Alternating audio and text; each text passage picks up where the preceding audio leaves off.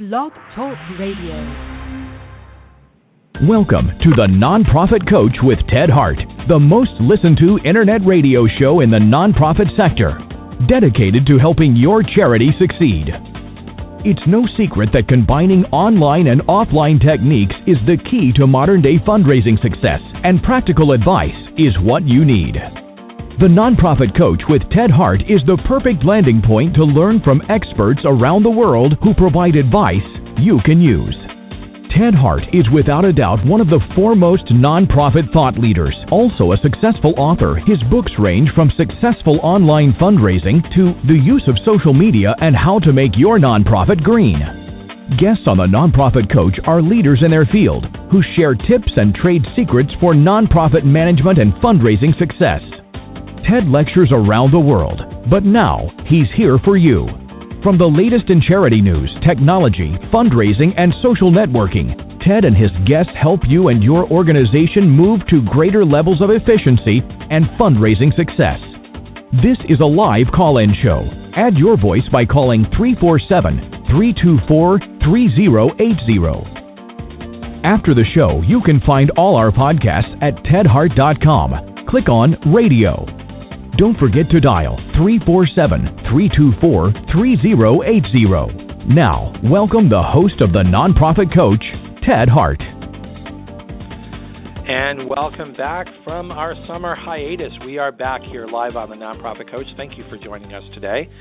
We are very excited about the lineup, both in our page one. Obviously, when we take a few weeks off for the summer break here in the Northern Hemisphere, we get a little bit backed up with news. We've got lots of people coming in to share lots of important things with us. And then, of course, our big page two expert today.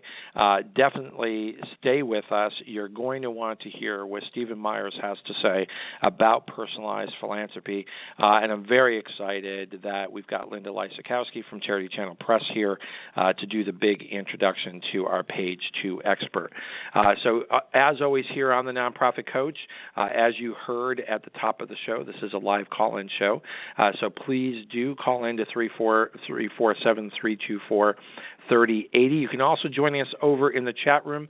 I see several folks over in the chat room. You can ask questions there.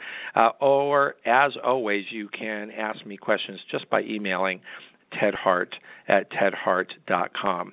We are going to run right over to page one because we've got so much to cover today.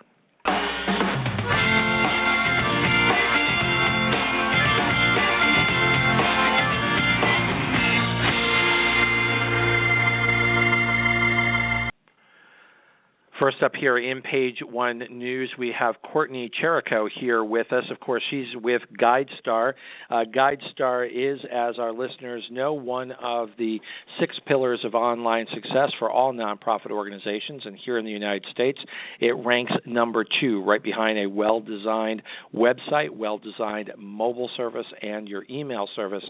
You need a strong GuideStar strategy. Welcome here to the Nonprofit Coach, Courtney Cherico.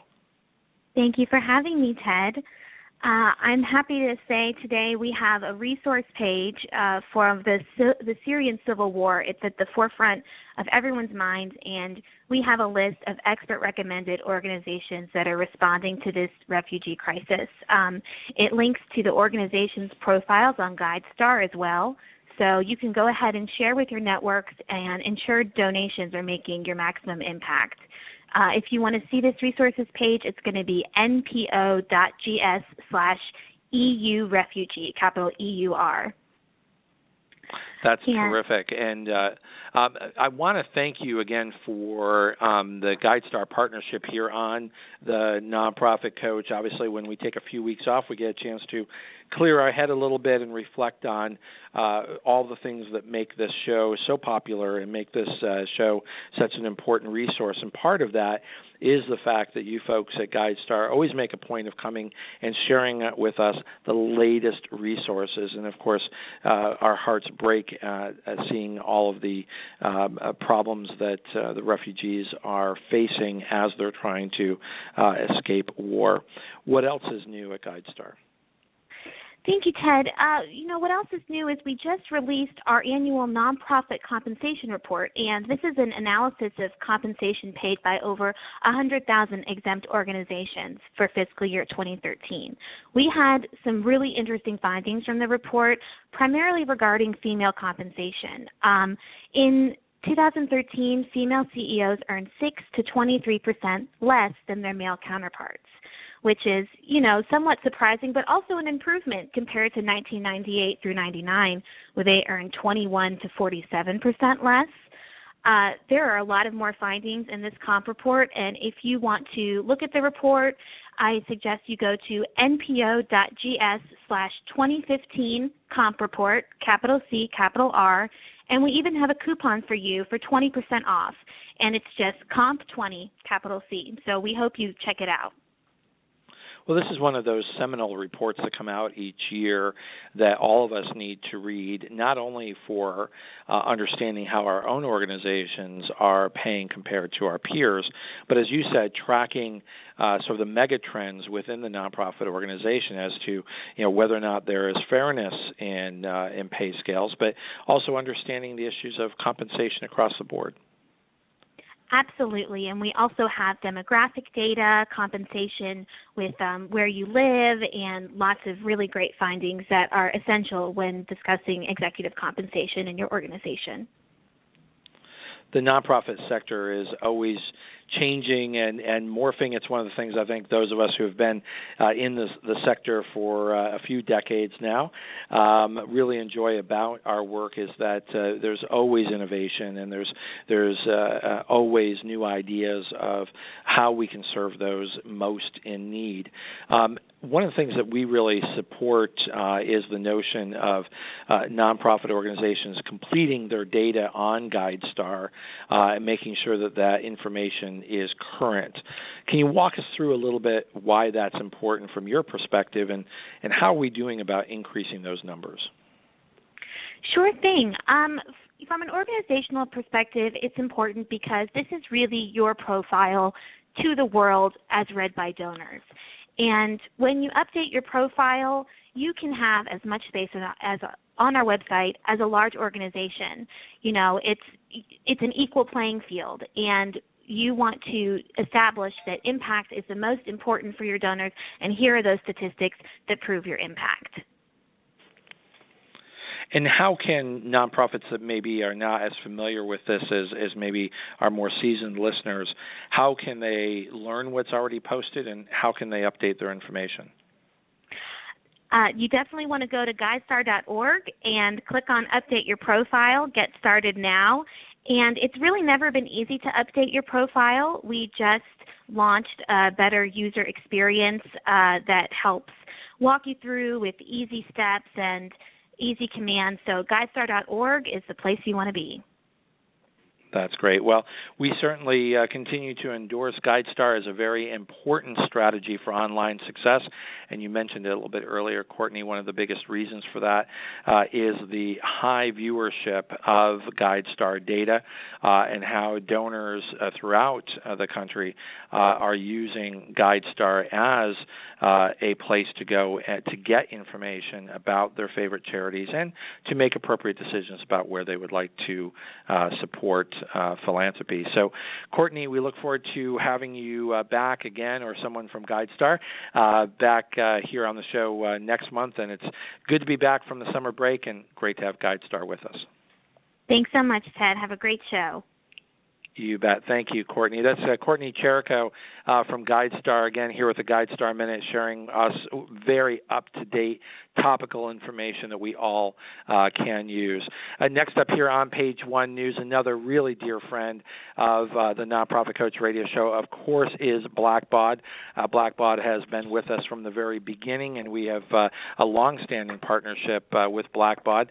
Today we've got Catherine LaCour, who's with us, Content Marketing Associate for Blackbaud's Senior Vice President, and more importantly, is here to bring us up to date on what I consider to be one of the very best conferences available in the nonprofit sector. Catherine, tell us all about bbcon 2015. Hey, Ted, thanks. Well, thanks for having me, and I can't believe we're, a month away now. It's coming quickly, and you've been to BBCon, as you said, many years, and this is really going to be our best conference we've had. We're also excited to bring it to our second home, Austin, Texas, for the first time. And for those that don't know who are listening, BBCon is being held at the end of the month, October 26th through the 28th. And BBCon, we bring together thousands of nonprofits to network, to share the latest insights, trends, innovations from fundraising and marketing strategies to best practices for accounting and stewardship to technology advancements and more. And this year we have over 200 expert-led sessions, and we're going to be joined not only by our very own Ted Hart, but also by some of the world's most noteworthy voices in the humanitarian movement, which, given what's going on in the world today, I think will be really timely and interesting to hear. Absolutely. Now, Catherine, one of the things that I'm often asked is, where can nonprofit executives go to get expert training, to learn what's happening in the sector? And then I mentioned the Blackbaud Conference. I bring up BBCon, and as you are aware and others at Blackbaud, I've long said Blackbaud is one of the best-run conferences. But some folks have the belief that the Blackbaud Conference is really only about selling Blackbaud content and services, and it's really just a user group meeting. But it's so much more than that. Help me share with my listeners why BBCon is more than just Blackbaud. Oh, sure. So, the conference is open to anyone, and let me talk to you a little bit about what we're having this year. So we have, as keynotes lined up, award-winning actress and humanitarian Ashley Judd. She's going to share some of her inspiring stories from her international humanitarian work. And then I'm really excited to also have two-time Pulitzer Prize-winning journalist Nicholas Kristof joining us this year. And Mr. Kristof is going to help, or is going to talk to our audience and our attendees about advancing their brands to the excellence of storytelling. And that's just the beginning. From there, we go down into educational sessions that are led by thought leaders, such as yourself. We're bringing back the big idea sessions that we kicked off last year, and this is where we bring together executives, technology gurus, nonprofit professionals to really catalyze and discuss new ideas. And your session, you're actually on a session called The Future of Fundraising, and you're going to be kicking off the big idea sessions, as yours is the first big idea session of the conference. We're also bringing in, since we're in Austin, we wanted to bring in some Austin-based leaders for what we're calling some Ignite sessions. So these 10-minute Ignite vignettes. We've got Susie Sosa from The Verb. We have Mike Nellis, the Chief Executive Officer from the Austin Community Foundation, Robert Thurston from Under Armour, to talk about these new trends, tech that's happening in the market, best practices with grant-making organizations. So we really dive into industry content. We're there to educate. We're there to help develop the industry. So, yes, we will have some Blackbaud technology sessions hosted by our executives and senior technologists, but it's really talking about the innovation that's moving this industry forward. And then we wrap all of that around with these incredible thought leaders to talk about, what's happening in the market. It really is sort of a go in and learn the very best kind of conference, and it's just so expertly run that when you're there, you just really feel like somebody has spent a lot of time thinking of every detail, so you can focus on learning and not some of the frustrations that you can find in some other conferences that are maybe not as well managed. So I think it's, from my perspective, it's a very good investment in yourself. It's a very good investment in your nonprofit organization, and certainly we encourage as many of my listeners to come to BBCon, and hopefully when you're there, you'll make a point of coming to see me. As you mentioned, on October 26th from 2 to 3 p.m., we will be hosting live from BBCon this very show, the Nonprofit Coach radio show, and looking forward to being there with you, Catherine. And thank you for coming on the Nonprofit Coach, giving us a little preview of all the exciting things that are planned. Before I let you go, how can my listeners sign up to attend BBCon? Definitely. Well, there's still time. You can visit bbconference.com to register online through October 23rd. We're also going to have on-site registration as well as a one-day registration pass if you can't join us for the entire conference. And you can follow us and stay up to date on all things BBCon on Twitter at our handle at BBCon, and then on Facebook, facebook.com/Blackbaud. So hope to see you there. There's going to be a lot of great sessions, and I'm, Ted, looking forward to seeing you personally as well.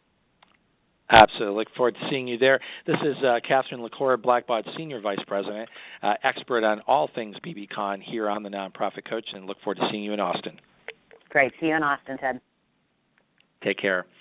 Next up here on the Nonprofit Coach, we've got to wrap up page one news. It's always a lot going on when we come back from a break.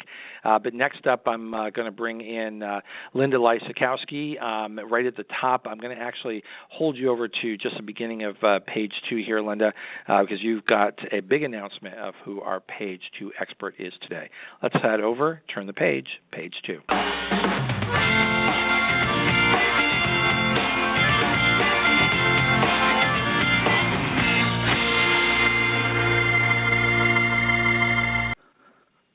Linda Lysakowski, of course, is one of the top experts in the nonprofit field. She is an ACFRE, Advanced Certified Fundraising Executive, something that we have in common.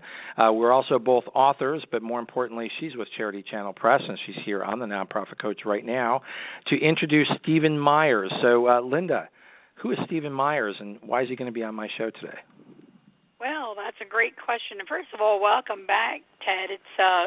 It's always sad to see you take that summer hiatus. I'm sure you desperately need a vacation a little bit, but it's I think we all need the time here. off.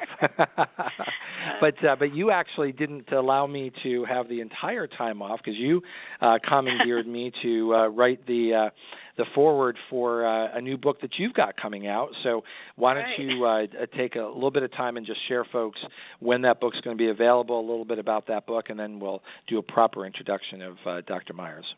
Well, I have a couple books coming out. The one that most recently came out was Nonprofit Strategic Planning, but we have the new donor coming out, and also one on some quick guides, something new for Charity Channel. We're coming up with little quick guides, which are kind of short and sweet and to the point things. We have one coming out on developing your case for support and one on the development plan, and we'll have a lot more in the future. But I am excited about the new donor, which will be coming out probably early next year. It might be out this year yet, but at the end of the year is always kind of a busy time in the publishing world, so we might end up releasing that one early next year. But it talks about the future of fundraising, exactly what you were just talking about with Blackbaud, and I think that's really a topic that all of us are interested in and looking forward to. So I'm excited about those things in addition to some other things, but I'm really excited today to introduce Stephen Meyers. When you ask who Stephen Meyers is and why he's on your show, the first word that came to my mind when I think about who Stephen is a true thought leader. And we were just talking with Blackbaud about thought leaders, and I think there's very few people in the nonprofit sector that I really consider a thought leader.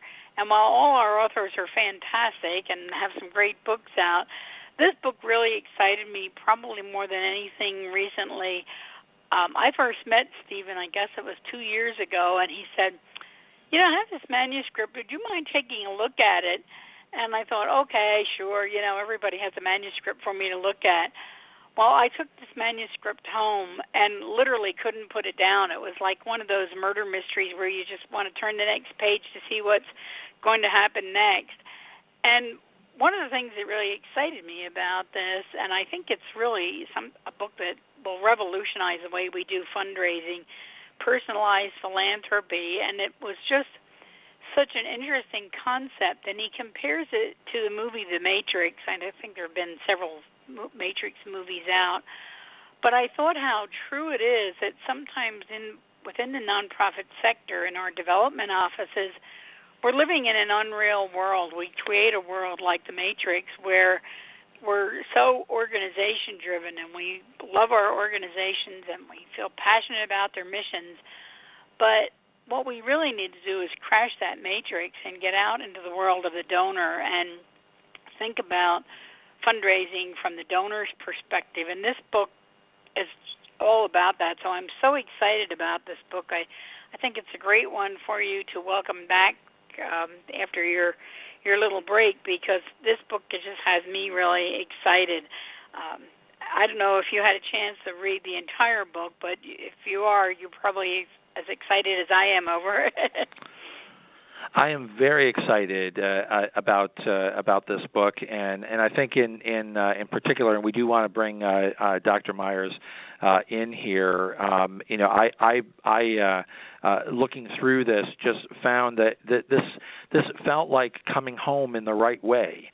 So I think it was, the right way for us to come back after the break. And I just want to share a quote of one of the endorsers, someone that you and I both highly respect, David Dunlop, who is a senior development officer over at Cornell University. He says, "All who engage in encouraging and inspiring charitable giving have a great new resource in personalized philanthropy, both seasoned professionals and those just beginning their career in fundraising. Steve and I think alike, and I like what he has written, and I think you will too." So I think that's a very powerful endorsement from someone who really knows what he's talking about and has a very strong career, and I think is a great way to move right into personalized philanthropy and, as you said, crash the fundraising matrix. So, Linda Lyskowski, thank you for introducing us to Stephen Meyers. I'm bringing Stephen on. He's now here live on The Nonprofit Coach. Welcome, Dr. Meyers, to The Nonprofit Coach. Hi, Ted. Pleasure to be here. It's great to have you here. Linda, thank you for that great introduction. We're going to jump right in here to page 2 expert. So, Stephen, introducing this book, does it feel to you like this is a heavy lift for people to understand personalized philanthropy, or do you feel like this is an invitation to come back home? That's really a great question, a good way of starting. For me, it really was a kind of awakening, and that's why the idea of the matrix seemed to be so appropriate as a metaphor. Because for many years in fundraising, before I kind of developed these concepts, I just felt that something wasn't quite right in the world. Because of all the silos and the channels that kept fundraisers and donors from really working together. And so when I began to see how this system was set up, I wanted to figure out a way to kind of level the playing field. And as soon as I was able to see the structure for what it was, which is a synthetic and artificial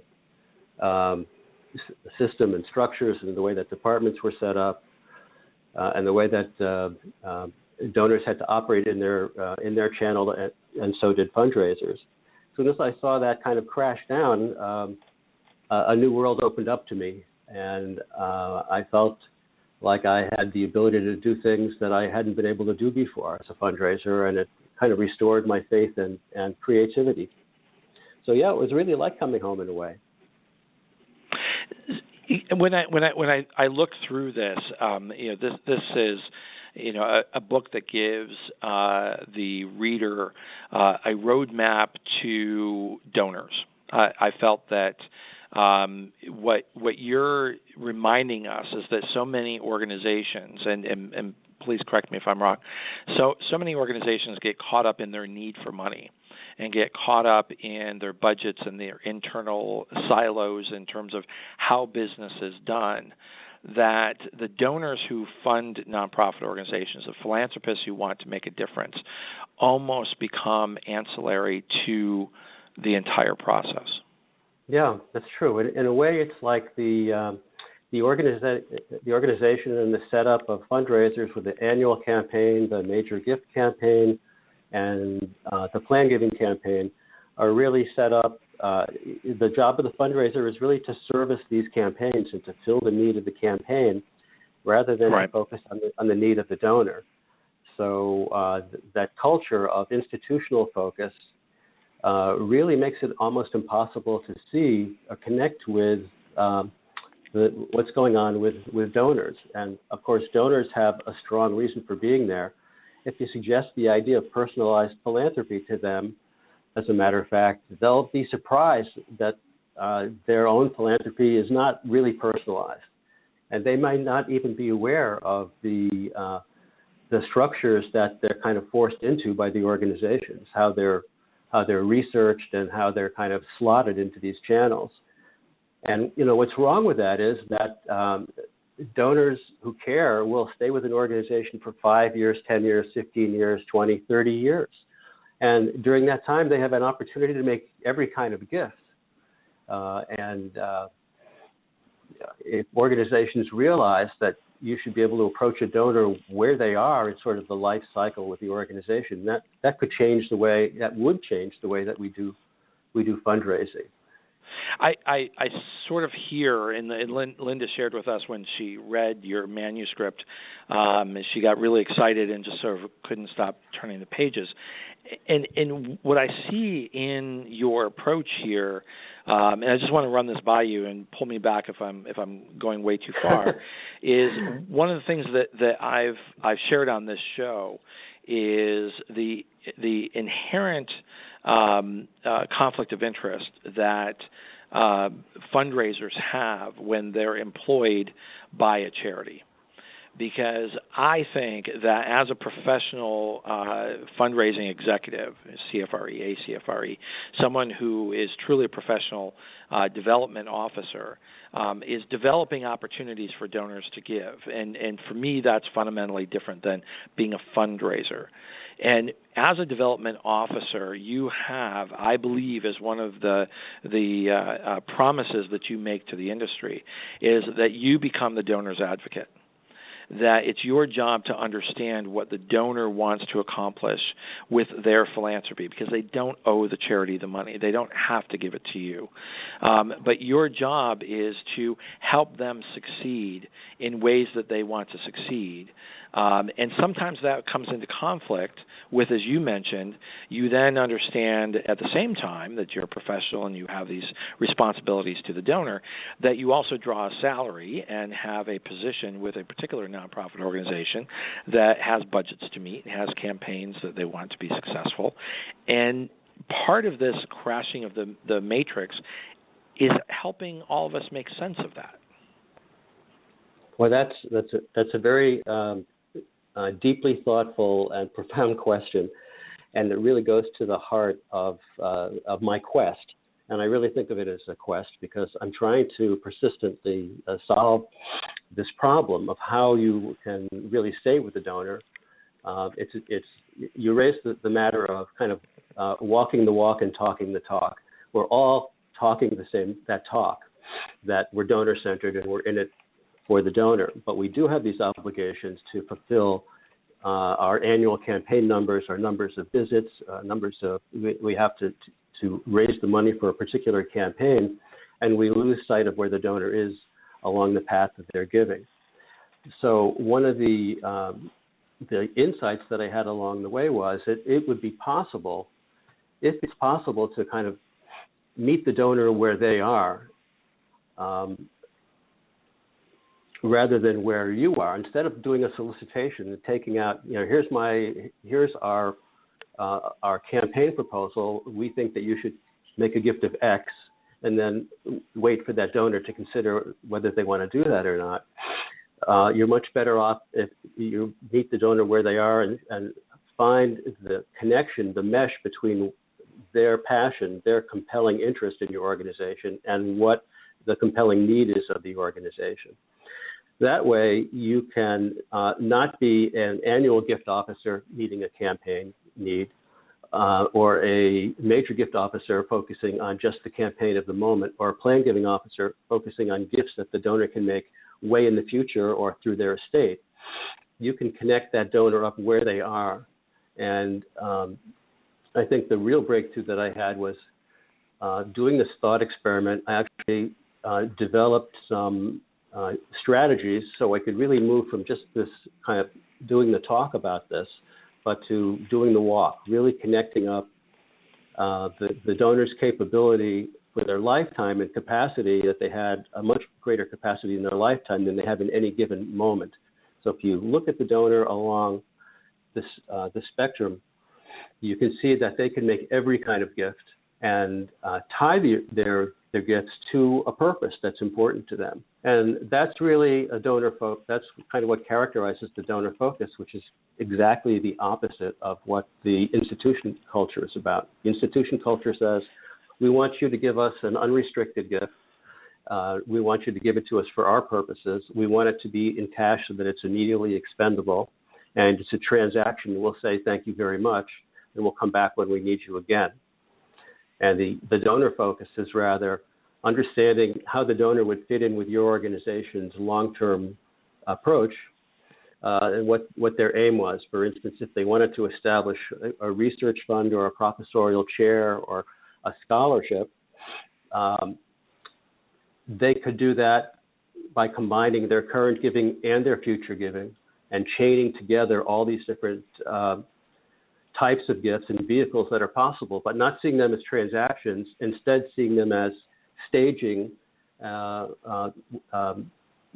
purpose over a period of time. And that's something that's just not possible in the structures that most of us as fundraisers live in. And that's why isn't that really the point that you just made, that we've created these structures? Capital campaigns don't exist by themselves. Annual appeals have no value whatsoever, except that as professionals, we've developed these frameworks that are meant to help donors feel valued and help them feel successful in supporting the charity of their choice. But what's happened, I think, over time, as we've grown into, quote unquote, more of a profession, is that annual appeals and capital campaigns, if you go to a lot of fundraising conferences, it's as if they exist off the shelf. You go pick up an annual fund, and this is how you run an annual fund. But it misses the point of why you have the annual fund in the first place. You really have crashed the matrix yourself, Ted. It takes me back to the movie where the two characters are speaking to each other at the beginning. Morpheus is saying to Neo in the first episode that the matrix is everywhere; it's all around us, which means that it's so pervasive. And a new fundraiser is brought into the system. It's not like you get an opportunity to reimagine what it is you're trying to achieve. And no one really, like it says there in the movie, unfortunately, no one can be told what the matrix is. You have to see it for yourself, and you really have seen it for yourself. I think it's a little bit easier for those of us who have been around for a while, Stephen. I remember when I was first starting out, AFP, NSFRE at that time is sort of young. There were a lot of us that were talking about professionalizing the work that we do, and CFRE came into existence, and how would that live on? And back then, I think there was more experimentation. There was more understanding of the central role that donors play in philanthropy. And as time has gone on, I think we as a profession have done our young people that are coming into the profession a bit of a disservice in treating these mechanisms that we've created, and some that have been established by law, some of the mechanisms of planned giving and things of that sort, that we are entrusted as nonprofit organizations to properly administer the philanthropy of the donors that give to our organizations. And I think we lose sight of that when we make it too mechanized. Mm-hmm. I think you're starting off the show with the quote from David Dunlap, was a stroke of genius, because David had these ideas maybe 40 years ago. It's a long time that he's been in, that he was a fundraiser. And he had to live in both of these worlds, and he found a way to do this. But it's sort of, for me, it's like since I work for the Weizmann Institute, which is a science research institute, I use a lot of scientific metaphors, and David's work was sort of like the discovery of the electron, which when it first happened was celebrated as, oh, that's kind of interesting, but really useless. What are we going to do with it? And of course now it just dominates, the electronic age and communication dominates our life. What David did that was so amazing was he recognized that there were three kinds of gifts that people would make during their lifetime in the normal structure of things. They would make gifts frequently, and those were that became the annual gift campaign, and they would make a special gift once in a while when they were asked for and that would be equivalent to the capital campaign. And then they would make what he called the ultimate gift, the gift upon their death through their estate. But then he thought something else, which was really a breakthrough, and it's changed my practice forever. He thought for people who were very close to the organization, those people should be given the opportunity to try to achieve something of great moment. And they should be able to bring together both their current giving and their future giving. And the way that he called this development, it became called a virtual endowment. And it was used just on a few occasions with special donors who had a long-term commitment. But what it allowed them to do was, I brought it into my practice, and it became the core element for me.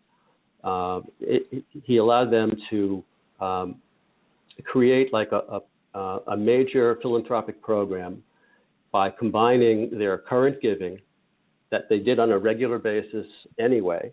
They had a good habit of giving all the time, every year, with their estate gifts or their future gifts. So by chaining together these modest current gifts that people could make with their future gifts, which were the ultimate and largest gifts, he created a whole new strategy that really, we still live with this, the annual, the major, and the planned gift campaigns, but now we have a way to really focus on donors and their individual capabilities. So he really did a great service. In a lot of his work and your work in this book is, and you say this early on in the book, is the first thing to do is to learn how to listen. And that's so easily said and so often accomplished, or often not accomplished. Yeah. Let me give you an example, and have you just sort of respond to a couple of examples that I've had. So one example is an executive director who had this group of donors who had just regularly supported the organization. She makes some rather radical changes within the organization and presents a very, very optimistic budget based on the fact that she has just counted on these donors giving again without any thought to why they give or what their value to the organization might be. So the campaign goes on, and this group of donors do not respond to the appeal, do not renew their giving. And the executive director becomes so exasperated by this, she shouts out in a meeting, "Invoice them." Mm-hmm. What went wrong? That's not personalized philanthropy. Yeah, that's what some people have called shock and awe. Have you ever heard of that expression? Shock and awe philanthropy. Yeah. And there are consultants and people who train others, and they believe that's the approach. Tell them what you want, tell them what you're going to tell them. We're going to ask you for money. Ask them for money, and then overwhelm them. And maybe they think that by sending them an invoice in the mail, they'll just regard it as just another transaction, and they'll pay the bill. And that might work for some philanthropy is. But that's moving, I think, about as far from personalized philanthropy as you can get, because you're literally saying your money is nothing more than as if I were billing you for this. You owe me this money, rather than this being a philanthropic exchange. Yeah. The definition that I've kind of developed for myself, what philanthropy is different than the one that comes from that model, that you were the sort of shock and awe, invoice me model. And I think what personalized philanthropy is about measuring the compelling interests of donors with the compelling needs of the organizations that they care most about. So that necessarily involves knowledge in two kinds of domains, really more. But you really have to focus and listen to what's important to the donor. And you also have to really know what your organization is seeking. What are the real compelling interests of the organization that you care about? And the problem in the matrix, in the fundraising matrix, is we don't know the answers to those questions very, very well. We know our compelling interest is, well, we have to succeed in our annual campaign or a major gift campaign. We have to make our number. But that in no way describes the needs of the organization that a donor could relate to. At the Weitzman Institute, I spent a lot of time just trying to tease out for myself in my own conversations with donors, what are the really important aspects that represent kind of the DNA of our organization that will always be there, both now and in the future. And when you know that, you could kind of say to yourself, if we had an endowment that could provide us with our current needs, if we were so well endowed that we could support ourselves, if that would be our annual campaign, it would provide all our needs for us, what would we do with that money? And so when donors say to you, what will you do with my money? What do you need my money for? You really have to listen carefully to them, and you have to know what your own organization needs. And then you have to be familiar with all the building blocks of philanthropy and fundraising. Outright gifts that provide support for the donor as well as for the institution, charitable trusts, and ultimately bequests, and how each one of them can fit into where the donor is. And at the center of all of that is, of course, listening to what the donor would like to accomplish. Let me share with you another story here and see how you think this one stacks up. So a major campaign of a nonprofit organization is to build a cancer center. All hands on deck. Everybody's got to raise money. Lots of money needs to be raised to make this cancer center successful. So a donor who is very wealthy, research says this person has the capacity to make a rather large gift, and it already has an affinity with the organization. So it's assumed that this person is a good prospect for the cancer center. In laying out the plans for the cancer center, there is interest. The interest isn't really in the cancer center, it's in seeing the organization be successful, and if this is a priority that the organization has set, then there's some interest in the support, but no excitement.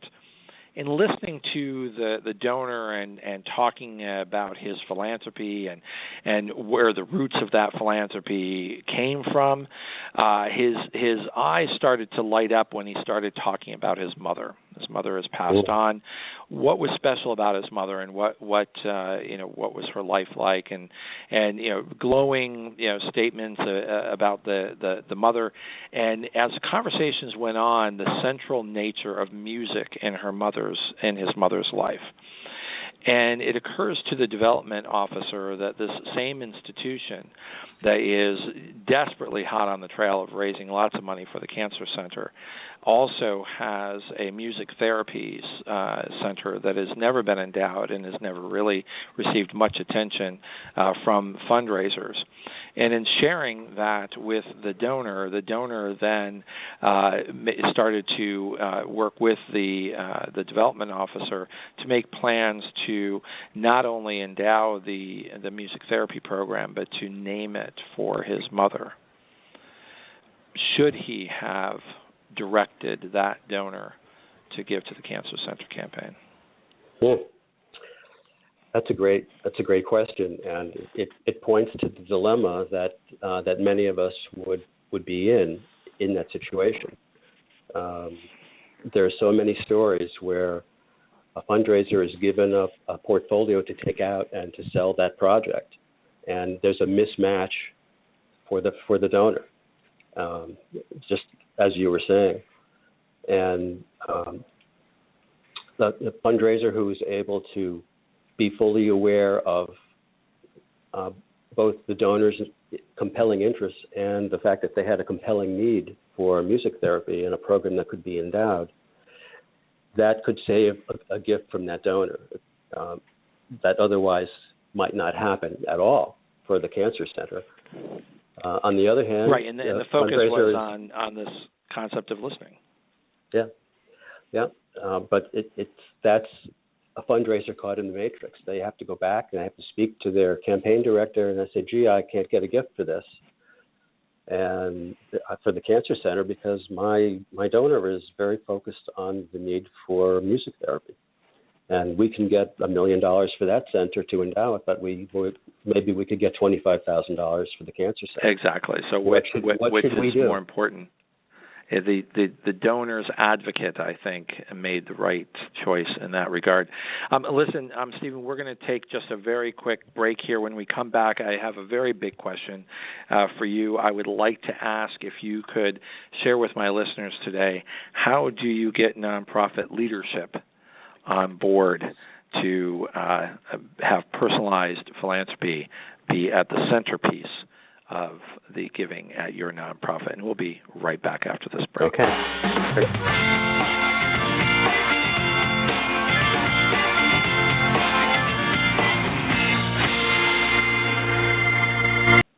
Does your organization have a compelling story to tell? Do you want to connect with your supporters, volunteers, and donors, but don't have the funds to launch expensive outreach campaigns? The YouTube Nonprofit Program can help. If I could give one piece of advice, it would be sign up for the YouTube Nonprofit Program. If I could give another piece of advice, it would just be to capture the story of your organization and use video to tell it, because video is the most powerful medium by far. The Nonprofit Program helps you use YouTube as a powerful fundraising tool for your organization. In one weekend, we managed to raise enough to feed 500,000 children at school for one day. The video also gained over 500,000 views and had thousands of comments. And tell stories that haven't been told. Because you guys, the YouTube community, started sharing these videos, there's been housing programs started and feeding programs started. Literally, homeless people that were sleeping outside slept inside last night because of you guys. Over 10,000 nonprofits are already using YouTube's premium tools for nonprofits. Your organization can too. Learn more and apply at www.youtube.com/nonprofits. And just to remind you here on the Nonprofit Coach, grab your calendars. We are live next week, October 6th at 12 noon Eastern, and we have a perennial favorite here on the Nonprofit Coach. Rob Mitchell will be here to share the latest information on the Atlas of Giving, which doesn't just look backwards and tell us how much money has been raised, but through his scientific approach of analyzing data, he gives us a heads up on what's going to happen in philanthropy and how successful you're likely to be between now and the end of your fiscal year. So don't miss us next week here on the Nonprofit Coach, live with Rob Mitchell and the Atlas of Giving. Remember, our podcasts and archives are always available 24 hours a day at tedhart.com. Click on Radio Link. If you're listening live today, the phone lines are open. Call in and ask a question by dialing 347-324-3080. Now, back to the Nonprofit Coach with Ted Hart. And we are back here live on the Nonprofit Coach with Dr. Stephen Meyers. Our topic today is personalized philanthropy. And Stephen, I'm wondering, I think we all agree this is important. Hopefully we new fundraisers, young fundraisers can begin by reading this book and begin to understand the central nature that donors play in the philanthropic matrix. But how do you get leadership on board? Well, the two questions that you asked were really very good in kind of showing both the opportunity and the dilemma that fundraisers have to deal with and that organizations have. The institution needs to achieve its stated goals, and the fundraiser needs to kind of optimize their relationship with each donor in order for that donor to give the greatest gift that they can over their lifetime. So I think it's very hard to just present the idea of an enlightened enlightened generalist who's familiar with all the ways of giving and can bring the right way to each donor, depending on what their interest and need is after doing careful listening.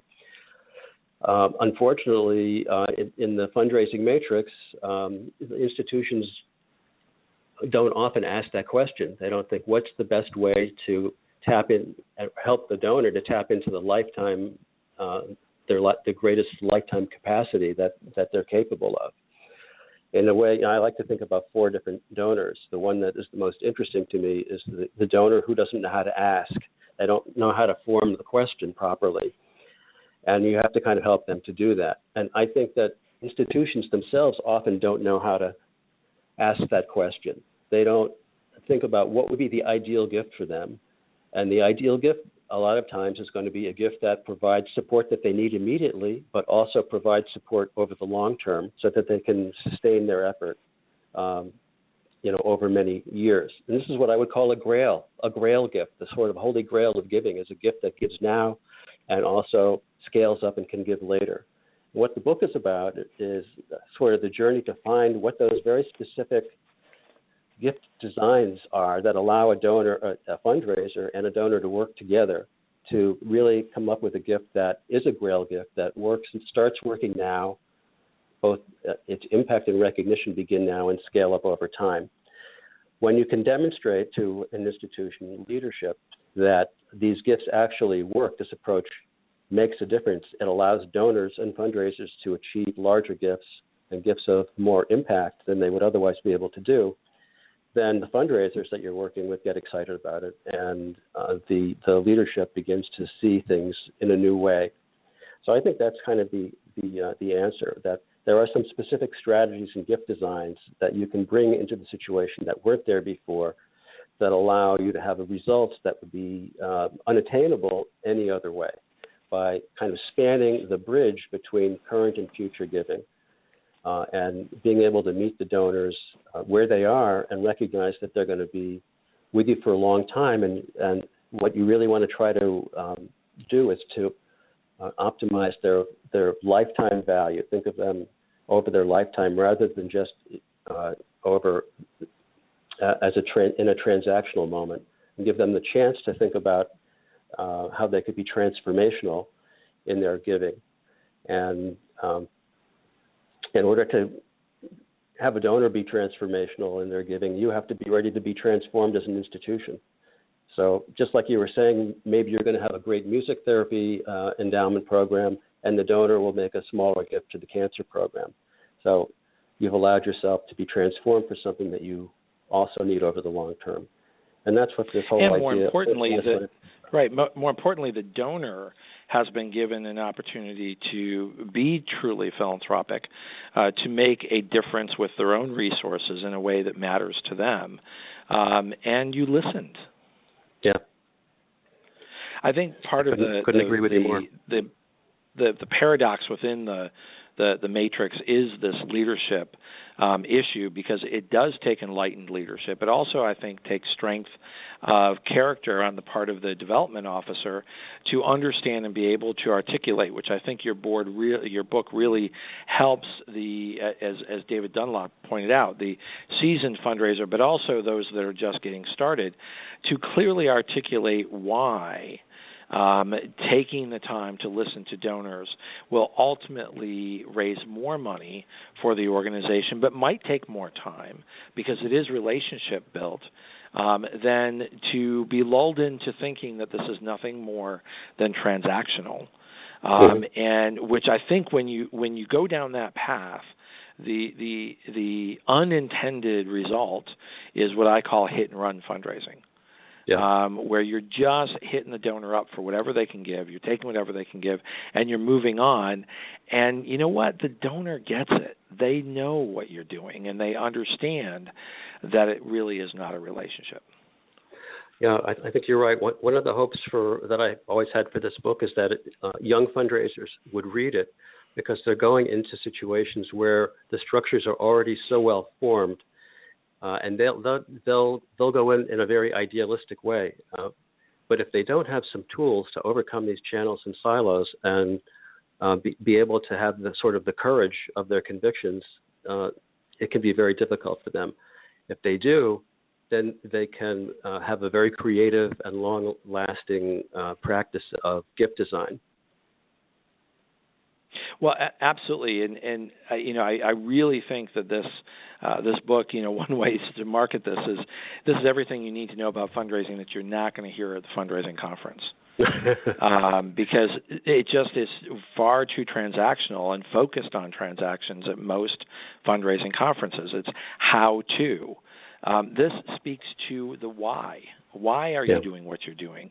And it also speaks to the most important ingredient in philanthropy is the donor. Certainly, there is a compelling need and a compelling case, but there will never be a day that we will fulfill every compelling case and every compelling need.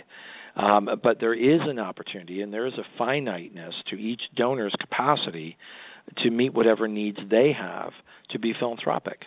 And I think that's where the emphasis needs to be placed is how can we help each and every donor do the maximum good for what they would like to accomplish. I think one of the strategies that we haven't talked about that makes this happen is the idea of an umbrella gift, that if there's an individualized plan for that donor, each gift along the way, whether it's a large gift or a modest gift, they're all chained to that same purpose, that compelling interest that they share with the institution, the reason that they're connected, the why. So even the smallest gifts can really matter if they're part of a bigger plan. And I think that's such an important message because, of course we rank order prospects and donors, and meeting campaigns are important and meeting budgets are important. But one of the things when I'm lecturing that I often share with people is, there's one thing I can absolutely guarantee you, no matter where you work and whatever job you get, there will never be a day that you have raised too much money. Your organization, no matter how successful you are, your organization will find a way and will manage to spend all of the money that you have raised. And guess what? They will then want more. And so I think the emphasis needs to be on what is appropriate and what is possible, given the donors that we have that are interested in our work. And build your philanthropic program around the realities of what your donors can accomplish than to just simply hit and run fundraise all the time. Yeah. Unfortunately, Stephen, we are running out of time. So I want to ask you in the last 90 seconds that we have together, two things. One is final message, and how can my listeners reach you? Okay. I think the final message is that the ability to connect with donors and to raise money with them is limited only by your imagination if you have the right tools. And it's very easy for people to find me. They can find me at personalizedphilanthropy.com. That will connect them to my blog. It will tell them about Charity Channel, where the book is, and about my work at the Weizmann Institute of Science, which is also central to this new technology of giving that we've developed. Stephen, thank you for writing this book.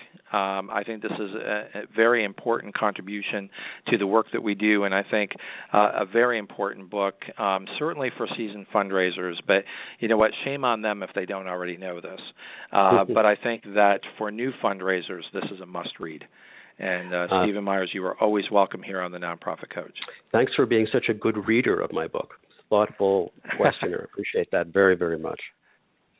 Well, thank you again. And don't forget to join us next week here on the Nonprofit Coach, live 12 noon Eastern, and we will have the Atlas of Giving next week. This has been the Nonprofit Coach. You've been listening to the Nonprofit Coach Radio Show with Ted Hart. Tell all your friends to check out our production schedule and download our iPod and iPad-friendly podcast at tedhart.com. Thanks for listening to the Nonprofit Coach.